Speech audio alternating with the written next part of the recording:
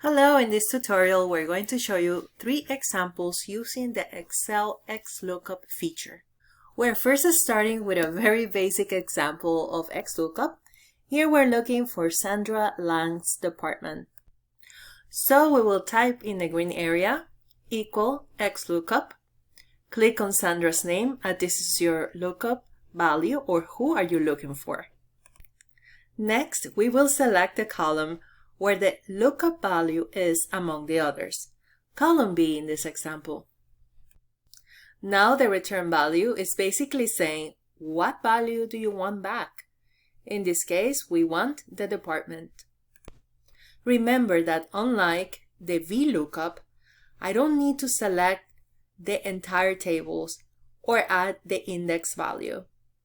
Because Xlookup already knows what values are we looking for by selecting the lookup value and the return value column only. To finish this example, we can actually close the parentheses.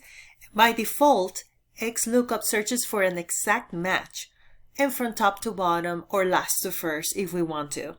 Also, the VLOOKUP scans the data from left to right only, but Xlookup can do it from right to left too. Here's an example. Now let's search for the department that is to the left of the row, in this case of the meats department, so you can see the right to left action here. We are going to type a similar formula by typing the equal Xlookup, open parentheses, you're going to click on Manager on top, comma, then select the rows columns, comma, and then you're going to select the department, comma, and then to spice it up, let's add a message like NA if it's not available. So I'm going to open my quotes, type NA, close those quotes, then you want to close that parentheses, and then we are going to go ahead and press enter. I personally like to test the formula, so let's type a row not in the list so we can see the NA this time. So in this training time flew and we have new staff and some of the previous employees with different titles.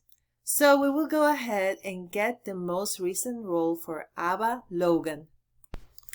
In this list, the information is not sorted by date, so I will go ahead and do it very quickly to get started.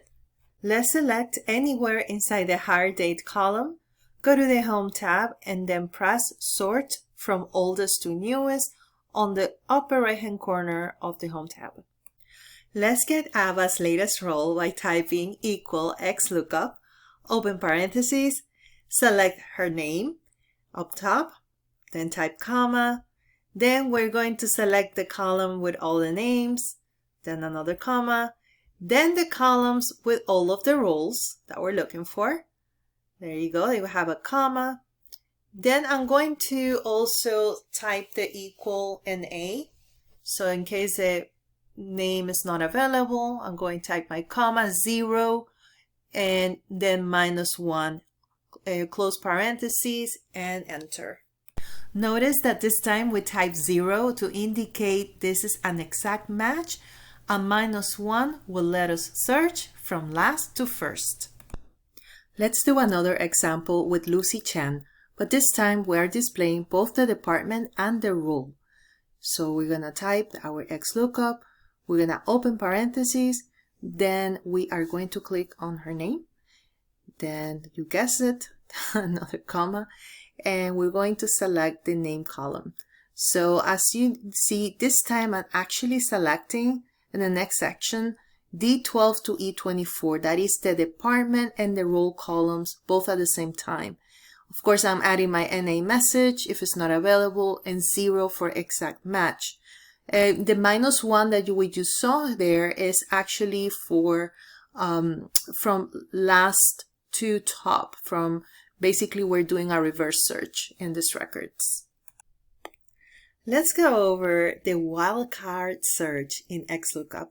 Let's say that we want to pull the results for just typing the first or last name in the search box that you're going to see shortly. This time, the formula is going to look a little bit different just because we're adding the asterisk component. So here we go. We type equal Xlookup, we open parentheses, we're going to enclose those asterisks and just those quotes followed by an ampersand. Here we're gonna click on our search field per se, another ampersand follows, and then we're going to again add that asterisk inside those quotes. So that is actually our lookup value, and again it's set up to accept search by first or last name. So that's why we put it at the end and also at the beginning.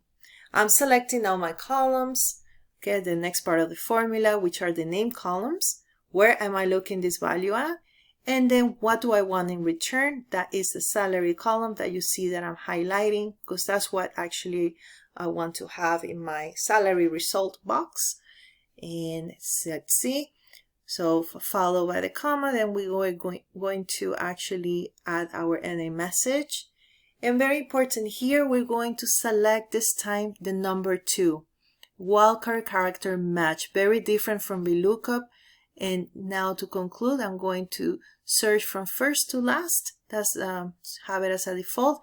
And the 52,000 is the very first record on this table is 52, but don't worry. We actually tested by typing the last names. So here Patricia Bienchi has a 63,000 salary. That is correct.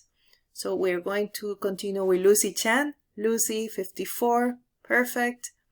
And then we're going to also test a third one with Jasmine Berma. So I'm just typing the last name, and there you go. You have the right salary coming up. So that is the wild character search in Xlookup. If you would like to learn other features in Excel, please let us know in the comments below. Thank you once again for watching. Goodbye.